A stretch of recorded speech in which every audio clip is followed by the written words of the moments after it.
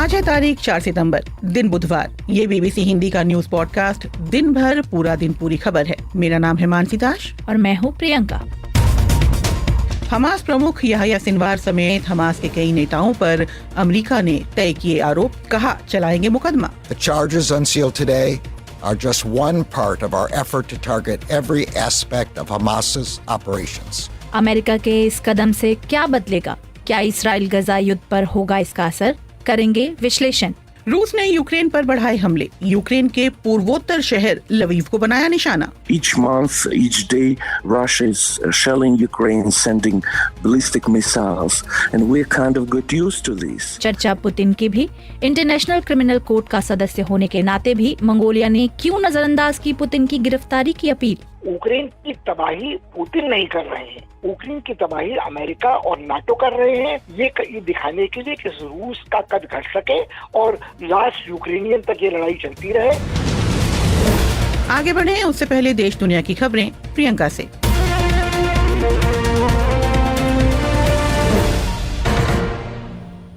भारत के प्रधानमंत्री नरेंद्र मोदी आज सिंगापुर पहुंचे, जहां उन्होंने सिंगापुर के प्रधानमंत्री लॉरेंस वोंग से मुलाकात की। मोदी ब्रूनेई का दौरा पूरा करके सिंगापुर गए हैं।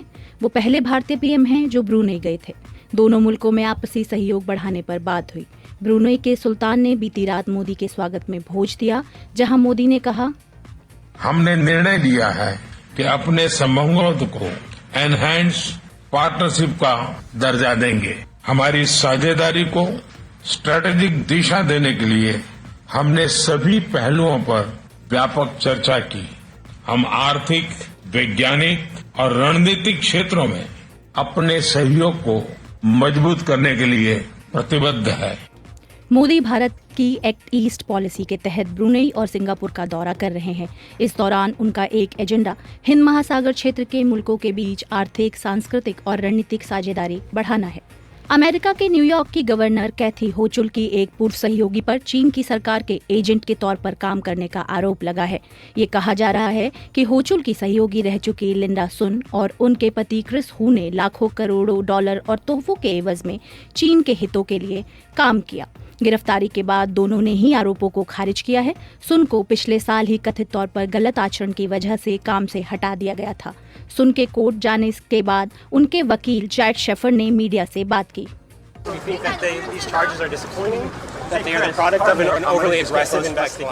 सुन के वकील यहाँ कह रहे हैं, हमें लगता है कि ये आरोप बेहद निराशाजनक है और ये बेहद आक्रामक जांच का नतीजा है।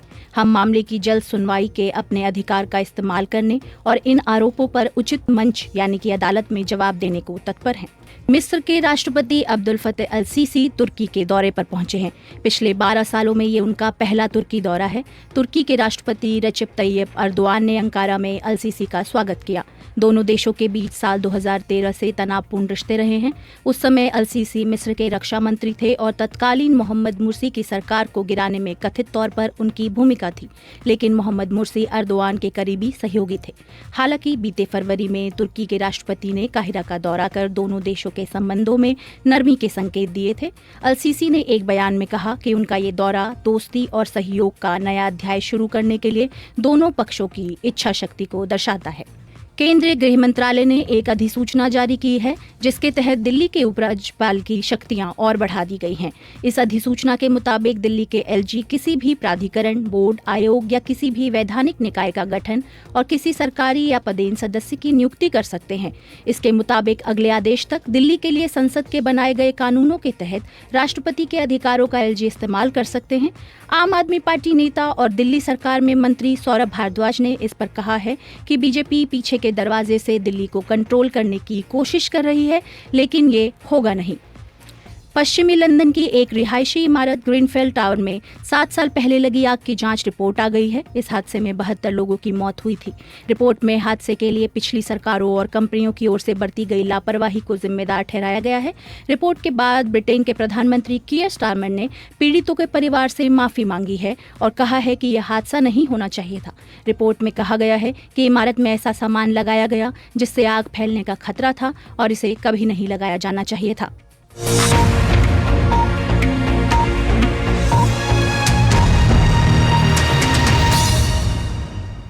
कार्यक्रम की शुरुआत करते हैं बड़ी अंतर्राष्ट्रीय खबर से। अमेरिका ने हमास के कई नेताओं पर बीते 7 अक्टूबर को इसराइल पर किए हमले के लिए आरोप तय करके मुकदमा शुरू किया है। इस हमले में तकरीबन 1200 लोगों की मौत हुई थी।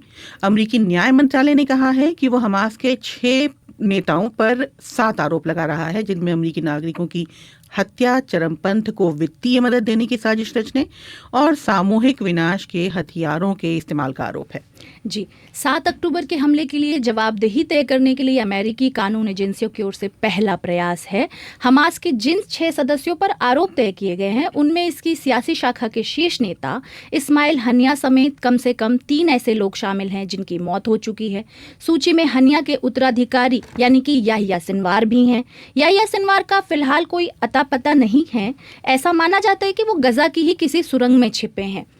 इसके अलावा जिन लोगों पर आरोप तय हुए हैं उनमें हमास की आर्म्ड विंग के डिप्टी लीडर मारवान इस्सा, गजा और वेस्ट बैंक से बाहर हमास की अगुवाई करने वाले खालिद मशाल, मोहम्मद दियेफ और अली बराका भी हैं। और हानिया के अलावा मोहम्मद दियेफ और जो मारवान इस्सा हैं उनकी भी मौत की खबर आ चुकी है। जी, और ये आरोप इसी साल फरवरी में लगाए गए थे, लेकिन मंगलवार से पहले अमेरिका ने उनकी गिरफ्तारी की उम्मीद में ये मुकदमा शुरू नहीं किया था। लेकिन अब अमेरिकी अटॉर्नी जनरल मेरिक गार्लैंड का कहना है कि हमास दशकों से अमेरिकी नागरिकों की हत्या के लिए चलाए जा रहे अभियान का जिम्मेदार है। उन्होंने हमास की ओर से आम लोगों के मारे जाने और महिलाओं के साथ यौन हिंसा किए जाने की भी निंदा की। The charges unsealed today are just one part of our effort to target every aspect of Hamas's operation. अमेरिकी अटॉर्नी जनरल कह रहे हैं, आज आरोपों को सार्वजनिक करना हमास के अभियान के हर पहलू पर चोट करने की हमारी कोशिशों का एक हिस्सा है। ये हमारी अंतिम कार्रवाई नहीं है। अमेरिकी न्याय मंत्रालय की याददाश्त बहुत अच्छी है। हम उन आतंकवादियों का पीछा नहीं छोड़ेंगे जो अमेरिकियों की हत्या के जिम्मेदार हैं और इन आतंकवादियों को अवैध तौर पर साजो सामान समेत हर मदद दे रहे हैं। मानसी, एक तरफ अमेरिका ने हमास के नेताओं को आरोप तय कर दिए हैं, तो दूसरी तरफ अमेरिका से एक और खबर मिल रही है कि गजा युद्ध के खिलाफ विरोध प्रदर्शनों के लिए चर्चा में रहे कोलंबिया यूनिवर्सिटी के नए सत्र के पहले दिन ही फिर से विरोध प्रदर्शन शुरू हो गए हैं। पुलिस ने इस प्रदर्शन की वजह से 2 छात्रों को गिरफ्तार भी कर लिया है। इस बीच पुलिस ने न्यूयॉर्क सिटी कैंपस के बाहर सुरक्षा बढ़ा दी है। पिछले सत्र में ये कैंपस अमेरिका में होने वाले युद्ध विरोधी प्रदर्शनों में सबसे बड़ा केंद्र बन गया था। इन प्रदर्शनों की वजह से कोलंबिया यूनिवर्सिटी के प्रेसिडेंट मिनुशे शाकिफ को पिछले महीने इस्तीफा देना पड़ा था। आपको याद हो तो कोलंबिया में जो विरोध प्रदर्शन हुए थे, वहां पे छात्रों को पुलिस ने जबरन टेंटों से निकाल कर बाहर खींचा था और इसकी तस्वीरें उस वक्त वायरल होने लगी थी। और अभी अगर एक दिन पहले की बात करें तो हमने श्रोताओं को भी बताया था कि अमेरिकी राष्ट्रपति ने कहा है कि इसराइल के प्रधानमंत्री बेंजामिन नेतन्याहू बंधकों की रिहाई के लिए हमास के साथ समझौते और युद्ध विराम के लिए पर्याप्त कोशिशें नहीं कर रहे हैं। और ठीक इसी तरह की सुगबुगाहट ब्रिटेन में भी सुनाई दे रही है। ब्रिटेन ने भी इसराइल को कुछ हथियारों के निर्यात पर इसलिए रोक लगाने की घोषणा कर दी है क्योंकि इनका इस्तेमाल मानवीय कानूनों के उल्लंघन में होने की आशंका है। इसके बाद ब्रिटेन की 18 चैरिटी संस्थाओं ने सरकार से मांग की है कि वो इसराइल को हथियारों का निर्यात पूरी तरह रोक दे। लेकिन इन सब के बीच प्रियंका एक ऐसी खबर भी है जिससे शायद थोड़ी राहत सी महसूस हो। विश्व स्वास्थ्य संगठन ने कहा है कि गजा में बच्चों के लिए जो पोलियो टीकाकरण अभियान चलाया जा रहा है वो अपने तय लक्ष्य से आगे निकल गया है। फिलिस्तीनी इलाकों में WHO के प्रतिनिधि रिक पिपकॉन ने कहा है कि इस टीकाकरण का अभियान शुरुआती 2 दिनों में 1,60,000 बच्चों को उन्होंने पोलियो की पहली खुराक दी है। जी, बीते महीने गजा में दशकों बाद पोलियो का पहला मामला सामने आ गया था। गजा में वैक्सीन के डिस्ट्रीब्यूशन में मदद करने वाले डॉक्टर हरीन डे सिल्वा ने BBC के एक इंटरव्यू में बताया है कि पोलियो टीकाकरण अभियान अभी अच्छे से चल रहा है। For me, it's been fine. We have had no issues with our vaccinators bringing in the vaccines, and again. Doctor Silva यहाँ कह रहे हैं कि मेरी नज़र में ये अभियान अभी ठीक चल रहा है, हमें कोई दिक्कत नहीं आई है, हमारे लोग वैक्सीन लेकर आ रहे हैं और बच्चों की ओर से भी कोई परेशानी नहीं देखने को मिली। उनके माता पिता खुद ही उन्हें लेकर आ रहे हैं और इसके लिए वो बहुत शुक्रगुजार हैं। हमें बस ज़्यादा से ज़्यादा बच्चों को टीका देने की ज़रूरत है, ऐसा डे सिल्वा कह रहे हैं। और आपको याद हो तो पोलियो टीकाकरण के लिए युद्ध विराम पर सहमति बनी थी दोनों पक्षों के बीच में और उसके बाद ही ये अभियान शुरू हो पाया। और अब अगर हम हमास के नेताओं पर जो अमेरिकी प्रशासन की कार्रवाई है उस पर वापस लौटें तो सबसे बड़ा सवाल आज यही है कि अमेरिका के आरोप तय करने का असर क्या होगा। कार्यक्रम में शामिल करते हैं यरूशलेम से वरिष्ठ पत्रकार हरेंद्र मिश्रा को, और जो कि इसराइल गजा युद्ध मामलों पर जो है शुरुआत से नजर बनाए हुए हैं। हरेंद्र जी, सबसे पहले ये बताएं कि अमेरिका के इस कदम से बदलेगा क्या और अमेरिका को हासिल क्या होगा? देखिए, यहाँ पर सारे लोग जो है इसको महज सांकेतिक बोल करके कह दे रहे हैं कि इसका कोई बहुत बड़ा असर नहीं पड़ना है, क्योंकि इसकी मुख्य वजह जो बताई जा रही है वो ये है कि जिन 6 लोगों पर ये आरोप लगे हैं उसमें 3 मोहम्मद दैफ, मरवान इस्ता और इस्माइल हनिया, 3 लोग तो मारे जा चुके हैं, तो उन पर इसका कोई असर नहीं पड़ेगा। लेकिन जो बाकी 3 हैं उनमें भी जो 2 हैं वो ऐसा नहीं लगता कि वो अब जो है वो सारा आजीवन वो भूमिगत ही रहेंगे, ऐसा माना जा रहा है। क्योंकि अगर यहिया सिनवार की बात करें तो यहिया सिनवार जो है उनका हश्र बिल्कुल उसी तरह से माना जा रहा होगा जैसा कि नसरल्लाह का है। कि नसरल्लाह 2006 में जो इसराइल पर हमला हुआ और उसके बाद युद्ध हुआ, उसके बाद वो लगातार भूमिगत रहे हैं, वो कभी बाहर पब्लिक में नहीं देखे गए। तो सिनवार के साथ भी माना जा रहा है ऐसा ही होगा। और अली बराका जो है लेबनान के, जिनका नाम आया है, जो छठा नाम है, उनके साथ भी कहा जा रहा है कि कुछ इसी तरह की बात होगी। तो बहुत हद तक लोग कह रहे हैं ये सांकेतिक है, सिर्फ असर जो है वो खालिद मशाल पर पड़ सकता है, जो कि इस्माइल हनिया के पहले जो है वो हमास के सर्वश्रेष्ठ नेता थे, उनके बड़े कद्दावर नेता में उनकी गिनती है और वो कतर में रहते हैं। तो माना यह जा रहा है कि इस आरोप के लगने के बाद अमेरिका कतर के प्रशासन पर दबाव डाल सकता है कि उनको वहां से अमेरिका ले जाया जाए और उन पर जो है जो इल्जाम लगा है उसको लेकर के कार्रवाई शुरू हो। तो ये एक असर पड़ सकता है। सांकेतिक भले ही कहा जा रहा है, लेकिन मुझे इसके दूरगामी असर भी नजर आ रहे हैं, क्योंकि अमेरिका जो है एक मैसेज देना चाह रहा है। वो ये कहना चाह रहा है कि अगर किसी कॉन्स्पिरेसी के तहत अमेरिकियों की हत्या होती है तो वो उसे गंभीरता से लेगा। इसका एक पक्ष टाइमिंग का भी है। दरअसल देखें तो ये जो है ये सारा मामला फरवरी में ही लगभग तय हो चुका था कि अमेरिका इस तरह का कदम उठाने जा रहा है, लेकिन फरवरी से अब आकर के सितंबर में जो है ये फैसला लिया गया। और इसकी वजह ये बताई जा रही है कि एक नवयुवक जो 23 साल का हर्ष जो गोल्डबर्ग पोलित जो मारा गया पिछले हफ्ते गजा में, उसको लेकर के जो है अमरीकियों को उस घटना ने झकझोर करके रख दिया है, जिस तरह से उसकी हत्या हुई। आपको दरअसल बताऊं तो जहां मैं खड़ा हूं, मेरे ठीक घर के सामने यहाँ पर उर्स का एक पोस्टर लगा हुआ है। यहाँ पर जितनी अमरीकी आबादी है इसराइल में या दोहरी नागरिकता के लोग हैं, लगभग सभी के घरों में जो है उसको छुड़वाने के लिए पोस्टर्स लगे हुए थे। और यहाँ पर अमरीकी जो समुदाय है इसराइल में, वो लगातार अमरीकी प्रशासन पर दबाव डालता रहा और अमरीकी जो यहूदी हैं वो भी काफी दबाव डालते रहे। और इस बच्चे को लेकर के दरअसल इस समुदाय में काफी सहानुभूति नजर आई है। तो ये एक पक्ष जो टाइमिंग का है, लेकिन एक तीसरा पक्ष जो है वो ये है कि जिस तरह से फंडिंग पर रोक लगेगा, जिस तरह की बात आई है, फंडिंग पर भी एक जो है दबाव डाला जा रहा है। कहा यह जा रहा है कि क्रिप्टो करेंसी के तहत जो है हमास को अमरीकियों से मदद मिल रही थी, फंडिंग हो रहा था, और इस पर रोक करना भी जो है बेहद जरूरी है। तो अब जो है अमेरिका में भी जो एक समर्थन है हमास को लेकर के, उस पर भी जो है थोड़ी जो है नाकेबंदी करने का ये प्रयास के तौर पर देखा जा रहा है। तो उसका असर इस तरह से भी हमास और इस तरह का जो संगठन है उस पर पड़ेगा। लेकिन एक बात यहाँ पर यह भी जरूरी है कि एक तरफ युद्ध विराम की बात हो रही है और युद्ध विराम में एक पक्ष अगर इसराइल है तो दूसरा पक्ष हमास है। तो अगर हमास के जो नेता हैं उनकी मौत होती है, हमास के नेताओं के खिलाफ कोई कदम उठाया जाता है, तो ये हम बोल सकते हैं कि इसका असर युद्ध विराम पर हो सकता है पड़े। तो आपको लगता है कि ऐसा कुछ हो सकता है? देखिए जी, बिल्कुल आपकी बात सही है। एक विरोधाभास भी यहाँ नजर आ रहा है क्योंकि अभी जब हॉस्टेज डील की बात हो रही है, जब बंधकों को छुड़ाने के को लेकर के जो डील की बात हो रही है, और उस डील को लेकर के सबको ये पता है कि आखिरी फैसला जो है वो हमास के तरफ से यहिया सिनवार ही करेंगे, जो हमास के गजा में नेता हैं जिन्हें आरोपी बनाया गया है। तो एक तरह का विरोधाभास है कि एक तरफ अमेरिका जो है उन पर इस तरह का इल्जाम जो है वो लगा रहा है और उनको जो है दोषी ठहराते हुए उन पर कार्रवाई करने की बात हो रही है, लेकिन दूसरी तरफ उन्हीं के साथ भले ही इनडायरेक्टली हो, सीधा ना हो रहा हो, लेकिन उन्हीं के साथ एक समझौता करने की भी कोशिश हो रही है। तो एक विरोधाभास दिख रहा है, लेकिन माना ज्यादातर अधिकारियों का ये मानना है कि अभी जो बातचीत चल रही है उस पर बहुत ज्यादा इसका असर नहीं पड़ेगा, क्योंकि जो मध्यस्थता कर रहे हैं लोग उनका काफी हद तक हमास पर एक नियंत्रण माना जा रहा है, मिस्र का और कतर का, और माना यह जा रहा है कि उन पर अगर दबाव बना रहा तो याह्या सिनवार पर और हमास पर भी दबाव आगे बना रहेगा और शायद तभी एक किसी तरह का जो है ब्रेक थ्रू या किसी तरह की प्रगति देखी जा सकती है। शुक्रिया हरेंद्र मिश्रा, ये थे वरिष्ठ पत्रकार इस्राइल से जो हमारे साथ कार्यक्रम पे जुड़े हुए थे। आप सुन रहे हैं बीबीसी हिंदी का पॉडकास्ट दिन भर, पूरा दिन पूरी खबर। कार्यक्रम के दूसरे पड़ाव में रुख रूस और यूक्रेन जंग की ओर करते हैं, जहां रूस ने यूक्रेन पर हमले बढ़ा दिए हैं। बीती रात रूस यूक्रेन के लवीव में जोरदार हवाई हमले रूस ने लवीव में बहुत जोरदार हवाई हमले किए हैं, जिनमें करीब 7 लोगों की मौत हो गई है।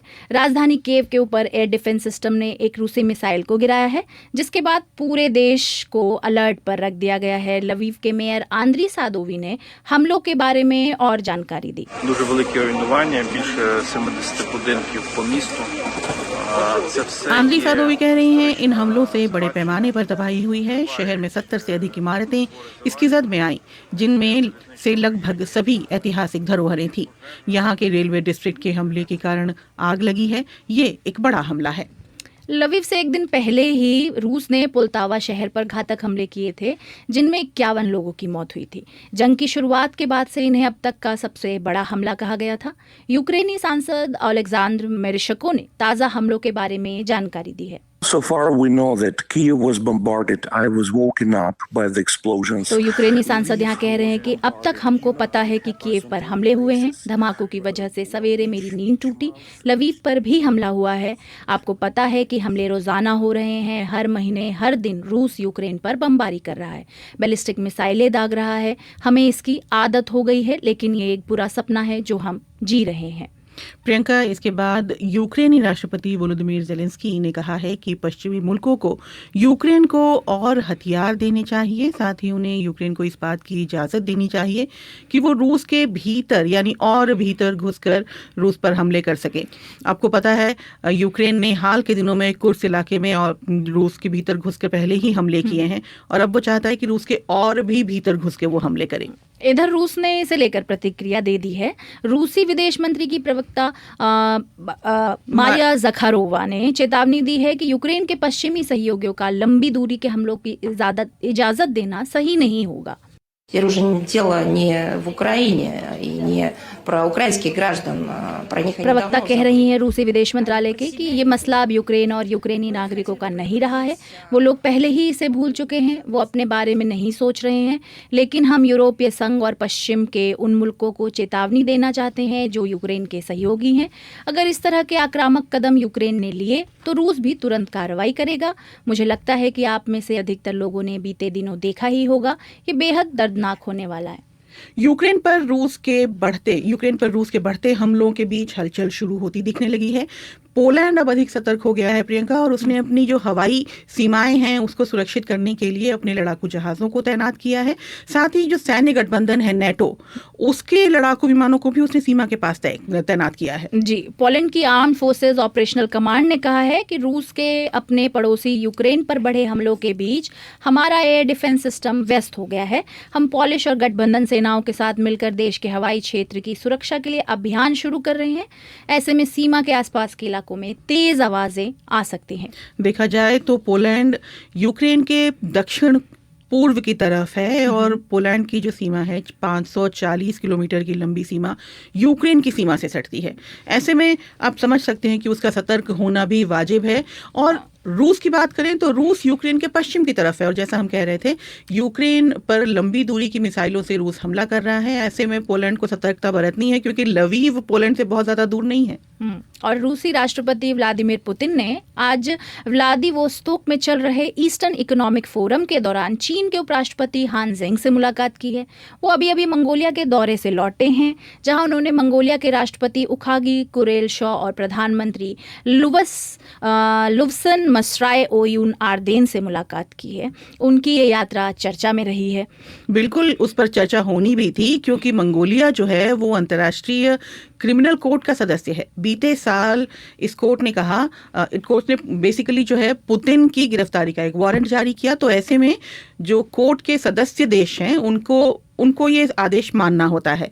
और इंटरनेशनल क्रिमिनल कोर्ट ने पुतिन के दौरे से ठीक पहले कहा कि मंगोलियाई सरकार को कोर्ट का आदेश का पालन करना चाहिए और पुतिन को हिरासत में लेकर कोर्ट को सौंप देना चाहिए। लेकिन मंगोलिया ने ऐसा कुछ नहीं किया, बल्कि पुतिन का वहां भव्य स्वागत हुआ।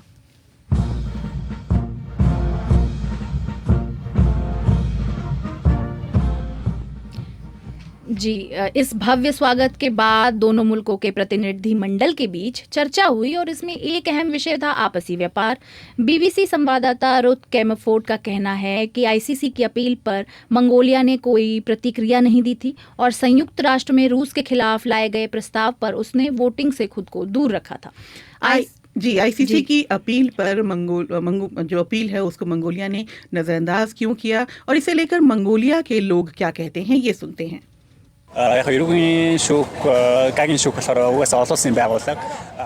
अल्तनबेर अल्तनख्वा कहते हैं आईसीसी एक अंतर्राष्ट्रीय संगठन है। ये सच है कि हम इसके सदस्य देश हैं, लेकिन इसका मतलब ये नहीं है कि हम उनके सभी आदेश का पालन करें और दौरे के दौरान पुतिन को गिरफ्तार करें। ये अनैतिक तो होगा ही, गलत भी होगा।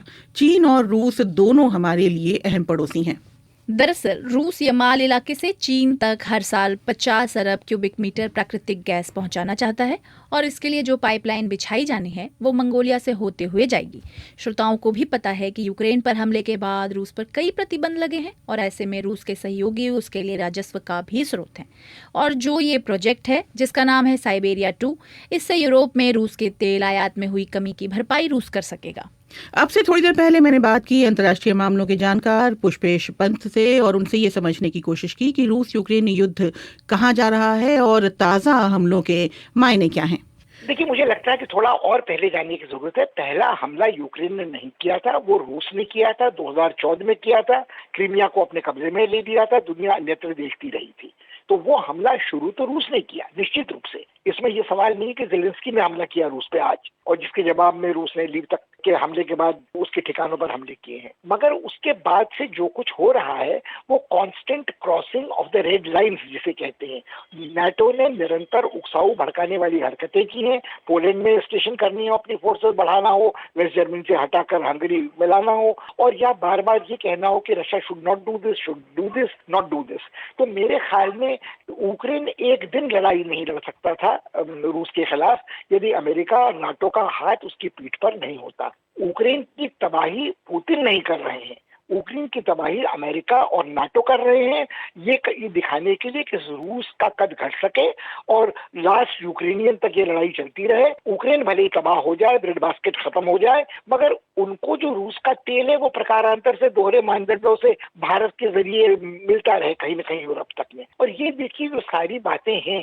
ये मेरे ख्याल में रूस निश्चित रूप से दोषी है यूक्रेन पर पहले हमले का, मगर उसके बाद से निरंतर जो युद्ध को बढ़ाया है उसके लिए नाटो और अमेरिका जिम्मेदार है। इसमें मेरी बिल्कुल सोची समझी राय यही है। तो ये युद्ध जिसे अब 2.5 साल हो चुके हैं, आपको लगता है कि ये अभी ऐसे ही चलने वाला है? नहीं, मुझे लगता है ऐसे नहीं चलेगा ना। अभी जो मैंने आपके प्रश्न के उत्तर में कहा कि जब तक आखिरी यूक्रेनियन जीवित रहेगा और जब तक उनकी पूरी तबाही नहीं होगी तब तक अमेरिका तो ये इस बंजर युद्ध से मरुस्थल बनी ब्रेड बास्केट को अपना एक बफर जोन मान लेगा पश्चिमी पूर्वी यूरोप और रूस के बीच में। मगर हम ये कैसे भूल जाएं कि कोई भी तुलना रूस और यूक्रेन की सैन्य शक्ति में महाशक्ति के स्तर पर नहीं हो सकती है। आप कितना ही दानवीकरण पुतिन का करें, मगर आप बैल मुझको मार वाली मुद्रा तो ज़ेलेंस्की की रही है ना, कि मॉस्को से 160 किलोमीटर दूर तक आप नागरिक ठिकानों पर हमले करें और फिर सोचें कि रूस कुछ नहीं करेगा। आपकी फौजें घुसी धसती चली जाएं रूस में, तो फिर आप सोचें कि रूस जवाबी हमला भी नहीं करेगा। तो संयुक्त राष्ट्र संघ का जो चार्टर है वो भी एक्सरसाइज टू सेल्फ डिफेंस तो देता है ना।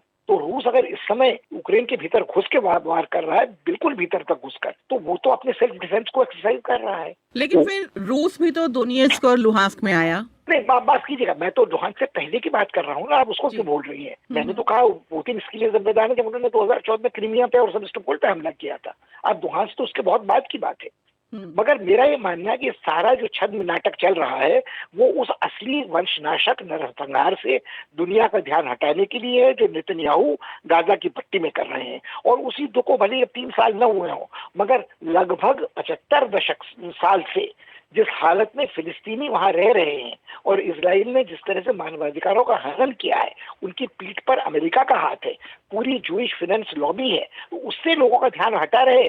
तो यूक्रेन में बड़ा जबरदस्त युद्ध चल रहा है, सूडान में जबरदस्त फमीन हो रहा है, रिफ्यूजियों की नौकाएं डूब रही हैं, चीन का वायुयान अतिक्रमण कर रहा है जापान की सीमा का, और देखिए कोरिया में क्या होने जा रहा है, वो क्या प्रयास कर रहे हैं, ईरान में किस तरह की हरकतें हो रही हैं। ये सारी बातें दुनिया का ध्यान हटाने के लिए है, सब साइड शो है। सर, आपने जिक्र किया था रशियन ऑयल का। रशियन ऑयल का एक बहुत बड़ा इंपोर्टर जो है वो मंगोलिया है, जहां पुतिन गए थे।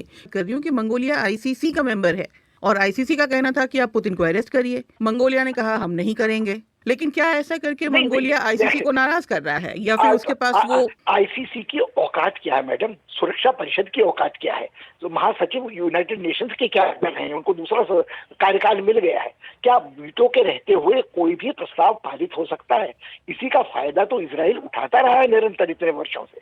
हम मध्य पूर्व की जब बात करते हैं तो हम काहे बीच में आईसीसी ले आते हैं? सुरक्षा परिषद की बात करिए ना सीधे सीधे।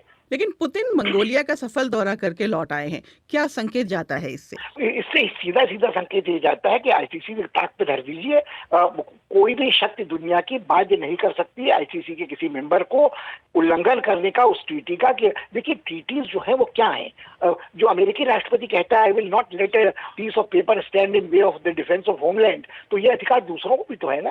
तो ये थे अंतर्राष्ट्रीय मामलों के जानकार पुष्पेश पंत, जो दिल्ली के जेएनयू यूनिवर्सिटी में इंटरनेशनल रिलेशंस के प्रोफेसर रहे हैं और विश्लेषण कर रहे थे कि रूस यूक्रेन युद्ध आखिर जा कहाँ रहा है और ताज़ा हमलों के क्या मायने हैं।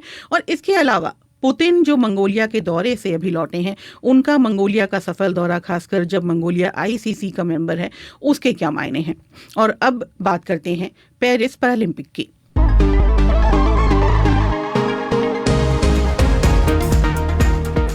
तो बारिश का मौसम प्रियंका सिर्फ दिल्ली में ही नहीं है, बल्कि पेरिस में भी बरसात हो रही है। लेकिन वहां बरसात हो रही है मेडल्स की। पेरिस पैरालंपिक में आज भारत के सचिन खिलाड़ी ने मेंस शॉटपुट यानी गोला फेंक में 16.32 मीटर दूर गोला फेंक कर सिल्वर मेडल जीता। इस स्पर्धा में गोल्ड लिया है कनाडा के ग्रेट स्टीवार्ट ने, जिन्होंने 16.38 मीटर दूर गोला फेंका है। जी, इससे पहले तेलंगाना की जीवांजी दीप्ति ने पैरालंपिक में 400 मीटर T20 स्पर्धा में कांस्य पदक जीता। प्रीति पाल के बाद ट्रैक इवेंट में मेडल जीतने वाली वो भारत की दूसरी भारतीय एथलीट हैं। इसके साथ ही भारतीय खिलाड़ियों ने अब तक पैरालंपिक खेलों में कुल 21 पदक जीत लिए हैं। इनमें 3 गोल्ड, 8 सिल्वर और 10 ब्रॉन्ज मेडल हैं। पिछले यानी टोक्यो पैरालंपिक में भारतीय खिलाड़ियों के हिस्से में 19 मेडल आए थे। तो वो इस बार का बेहतर प्रदर्शन है। जी जी जी, बस अब ये देखना है कि ये रिकॉर्ड जो है वो कितने अंतर से बड़ा होता जाता है। और प्रधानमंत्री नरेंद्र मोदी ने भी खिलाड़ियों के इस प्रदर्शन पर गौरव और खुशी जाहिर की है। तो आज का कार्यक्रम बस इतना ही। हमें सुनने का शुक्रिया। अब आपसे अगली मुलाकात होगी कल यानी बृहस्पतिवार को। समय वही शाम के 7:30 बजे का। तब तक खबरों के लिए जुड़े रहिए BBC हिंदी की वेबसाइट से। आज कार्यक्रम का तकनीकी पक्ष संभाला तिलक राज भाटिया और गंगोत्री ने। मुझे और प्रियंका को दीजिए इजाजत। नमस्कार।